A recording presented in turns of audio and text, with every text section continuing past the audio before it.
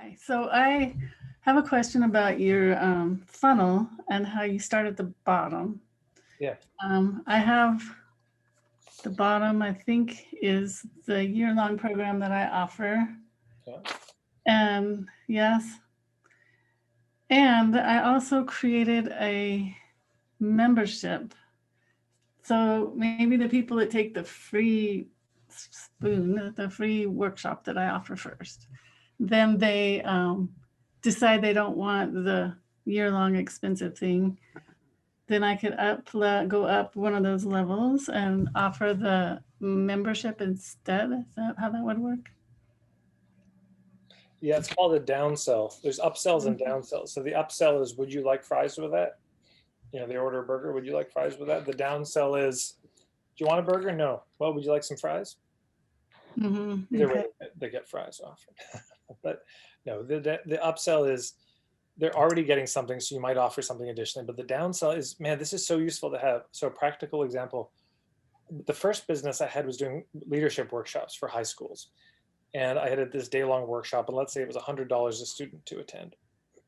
Um, I also created a couple of PDFs, which were a collection of activities you could do, school spirit things. And and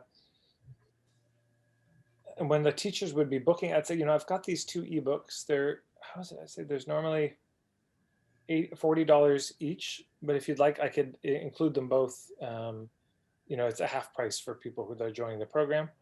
Would you like me to add that to your invoice? Sure, that'd be great. And so I made another $40 every single time, something like that. So it's yeah, and then also if they said, "Oh, Tad, we'd love to come, but the Halloween dance is that night, so you know we're gonna have to be at the school that we can't come."